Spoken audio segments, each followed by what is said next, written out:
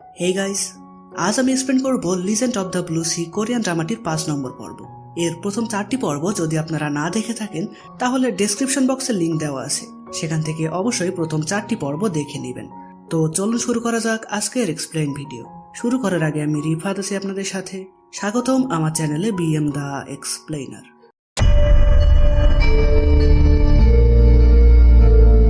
আগের পর্বে আমরা দেখেছিলাম বিল্ডিং 63 গার্ডেদের থেকে জলপরীকে বাঁচানোর পর তার কোথাও যাওয়ার জায়গা না থাকায় জুনজে তাকে নিয়ে তার বাড়িতে আসে। অন্যদিকে জুনজের সৎ মা তাকে শেষ করার জন্য মা দিয়াং নামে একজন লোককে ভাড়া করে। সে জুনজের বাড়ি খুঁজতে থাকলে সে যখন বাড়ি পেয়ে যায় তখন জলপরী বাড়িতে একা ছিল। জলপরী তো আর জানতো না যে লোকটি কে, তাই সে স্বাভাবিকভাবেই দরজা খুলে দেয়। আর এদিকে জুনজে বাড়ি ফেরার সময় সে জানতে পারে তার এলাকায় একটি খুন হয়েছে। তাই জলপরী বাড়িতে একা থাকায় সে পুলিশের চেকপোস্ট অমান্য করে জলপরীকে বাঁচাতে চলে যায়। তখন আমাদের আবারও অতীতের একটি দৃশ্য দেখানো হয়। কাহিনী কোথায় শেষ হয়েছিল সেটা মনে আছে তো? ইয়াং এর লোকেরা জলপরীর উপর আক্রমণ করেছিল, তখন দামরিয়ং এসে তাকে বাঁচিয়েছিল। তো দামরিয়ং এর পর তাকে তার প্রাসাদে নিয়ে আসে, যেটা ইয়াং এর একজন দেখে ফেলে। সে তখন কথাটি ইয়াংকে জানায়।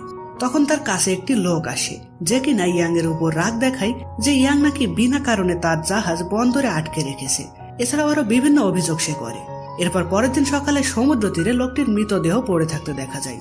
তার সাথে এমনটা যে ইয়াংই করেছে সেটা তো আমরা বুঝতেই পারছি, তবে রাজার কোনো লোকই তার মৃত্যুর কোনো কারণ বুঝতে পারে না, কারণ তার শরীরের কোথাও কোনো আঘাতের চিহ্ন নেই। সেজন্যই গ্রামবাসীরা বলতে থাকে তার মৃত্যুর জন্য জলপরী দায়ী। দামরিয়ং তখন নিজেকে ঠান্ডা রেখে লোকটির সমস্ত কিছু ভালোভাবে পরীক্ষা নিরীক্ষা এবং তদন্ত করতে বলে। এদিকে ইয়াং এর স্ত্রী, যার নাম ছিল হংনান, সে গ্রামবাসীদের নিয়ে রাজার প্রাসাদে যায় জলপরীকে খুঁজতে। আর এই খবর দামরিয়ং পেয়ে সে দ্রুত জলপরীকে বাঁচাতে প্রাসাদে আসতে থাকে। আর ঠিক এইরকমই কাহিনী কিন্তু বর্তমান সময়ে ঘটেছে। মানে হংনান যেমন বিপদ হয়ে জলপরীর কাছে এসেছে, তেমনি বর্তমানে মা দিয়াং জুনজের বাড়িতে শিমচং বা জলপরীর কাছে এসেছে। আর অতীতের মতোই জুনজের চেকপোস্ট ভেঙে দ্রুত চলে আসে জলপরীকে বাঁচাতে। তো জুনজেকে দেখে মা দিয়াং সেখান থেকে পাশ কাটিয়ে চলে যায়। সেখানে তখন আসল পুলিশরা চলে আসায় জুনজে আর তার পিছু করতে পারে না।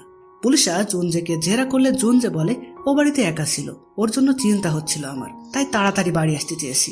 পুলিশরা তখন আর তাকে কিছু বলে না, তবে এর জন্য তাকে কিছু জরিমানা করে। তো বাড়িতে ঢুকে প্রথমেই জুনজে তাকে বকতে থাকে এভাবে দরজা খুলে দেওয়ার জন্য। তারপর সে তাকে জিজ্ঞাসা করে, আচ্ছা স্পেনে তুমি আমার সাথে কি করছিলে, সত্যি করে বলো তো, তুমি কে আসলে? কিন্তু জলপরী আগের মতন আবারও চুপ করে থাকলে জুনজে রেগে বলে তার কাছে মাত্র একদিনই সময় আছে, কালকের মধ্যে যদি আমাকে সবটা না বলো তাহলে তোমাকে বাড়ি থেকে বের করে দেব। তো যাই হোক, পরের দিন সকালে জুনজের বাড়িতে আসে চাষিয়া। জুনজে তখন বাড়িতে ছিল না। চাষিয়া তখন জলপরীকে বলতে থাকে, তুমি এখানে জোর করে কেন আসো, এখান থেকে চলে যাও। জলপরী সব শুনে রেগে চাষিয়াকে কামড়ে দেয়। এরপর জুনজে বাড়িতে এসে এসব দেখে সে তো তার উপর খুবই রেগে যায়। একদিকে সে তার কোনো প্রশ্নের উত্তর দিচ্ছে না, অন্যদিকে চাষিয়ার সাথে সে যা করলো এরপর তো আর তাকে বাড়িতে রাখা যায় না। ফলে জুনজে তাকে বাড়ি থেকে বের করে দেয়। বের করার আগে সে তাকে একটি স্মার্টফোন দেয় এবং সেটি ব্যবহার করা শিখিয়ে দেয়, যাতে সে তাকে তার প্রশ্নের উত্তর দিতে চাইলে তাকে যেন সে ফোন করে। এখানে জলপরী তাকে প্রমিস করতে বলে যে প্রথম তুষারপাতে সে যেন ওই জায়গায় তার সাথে দেখা করে, আর সেখানে নাকি সে তার মনের কথা জুনজেকে বলবে। জুনজেও তার প্রমিস মেনে নেয়, আর এরপর জলপরী তার বাড়ি থেকে চলে যায়। কিন্তু এখানে দেখা যায় জুনজে জলপরীর ফোনের লোকেশন চালু করে রেখেছিল, যার মাধ্যমে সে কোথায় যাচ্ছে না যাচ্ছে সেটা জুনজে দেখতে পারছিল। মানে এর মাধ্যমে সে জানার চেষ্টা করছিল যে সে আসলে কোথা থেকে এসেছে। তো জুনজের বাড়ি থেকে এসে জলপরী দেখা করে সেই ভিক্ষুক মহিলার সাথে। তাকে সে সবকিছু খুলে বলে। এরপর জানতে চাই, আচ্ছা আপনি জামা কাপড় না হয় ডাস্টবিন থেকে পান, কিন্তু খাবার খাওয়ার টাকা আপনি পান কিভাবে? সে তখন জলপরীকে দেখায় যে বিভিন্ন কোম্পানির প্রচারণামূলক পোস্টার মানুষকে দেওয়ার মাধ্যমে কোম্পানি তাকে টাকা দেয়, আর এখন তাকেও সে এই কাজ করে টাকা ইনকাম করতে বলে। এটিকে আরো বেশ কয়েকটি বিষয় দেখানো হয়, যেটা পরবর্তী পার্টে যখন সেই কাহিনী সামনে আসবে তখন একবারে আপনাদের ভালোভাবে বুঝিয়ে বলবো। তো জুনজে যখন দেখতে পায় জলপরী অনেকক্ষণ ধরে একই জায়গায় অবস্থান করছে, তখন সে তার লোকেশনে গেলে তাকে পোস্টার বিলি করতে দেখে। সে তখন কিছু লোক ভাড়া করে তাদেরকে দিয়ে পোস্টার গ্রহণ করিয়ে জলপরীকে খুশি করে, এমনকি একজনকে দিয়ে সে তার জন্য খাবারও পাঠায়। তো এরপর দেখা যায় সন্ধ্যার সময় জলপরী যখন পোস্টার বিলি করছিল তখন তার কাছে মা দিয়াং আসে। জলপরী তখন তাকে চিনতে পারে যে এই লোকটাই ভুয়া পুলিশ সেজে জুনজের বাড়িতে এসেছিল, আর সে যে তাকে চিনতে পেরেছে এটাও মা দিয়াং বুঝতে পারে। ঠিক তখনই সেখানে বৃষ্টি নামলে জলপরী তাড়াতাড়ি একটি দোকানের সামনে আশ্রয় নেয়। মানে বুঝতেই তো পারছেন, পানির কারণে তার লেজ গজিয়ে যেতে পারে। তো সেখানে তখন সেই পিচ্চি মেয়েটা আসে। তার থেকে জলপরি জানতে পারে আজকে নাকি বৃষ্টির পরে সেখানে তুষারপাত হবে, মানে বছরের প্রথম তুষারপাত।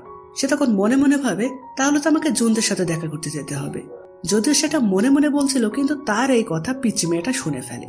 সে জলপরির মনে মনে বলা কথাও কিভাবে শুনতে পেল সেটাও একটা কাহিনী রয়েছে, যেটা আমরা পরে জানতে পারবো। তো এদিকে জুন যে টিভিতে দেখতে পায় যে আজকেই প্রথম তুষারপাত হবে, তাই সেও তখন জলপরির সাথে দেখা করতে রওনা দেয়, কারণ আজকেই তাহলে জলপরি তাকে সবকিছু বলে দেবে। আর অন্যদিকে জলপরিও রওনা দেয়, কিন্তু দুর্ভাগ্যবশত পথের মধ্যে জলপরি অ্যাক্সিডেন্ট করে। তো অ্যাক্সিডেন্টের পর জলপরির সাথে কি হতে চলেছে, এর ফলে কি তার কোনো বিশেষ সমস্যা হবে, আর যেই গাড়িতে সে অ্যাক্সিডেন্ট করলো সেটা আসলে কার গাড়ি, এইরকম প্রশ্ন রেখেই 5 নম্বর এপিসোডটি এখানেই শেষ হয়। তো গাইস, কেমন লাগলো আজকের এপিসোডটি কমেন্ট করে জানাবেন। আর পরবর্তীতে কি হতে চলেছে সেটা দেখতে অবশ্যই আমাদের চ্যানেলটি সাবস্ক্রাইব করে আমাদের সাথেই থাকবেন। তো দেখা হচ্ছে পরের ভিডিওতে, ততদিন পর্যন্ত ভালো থাকবেন, সুস্থ থাকবেন। বাই।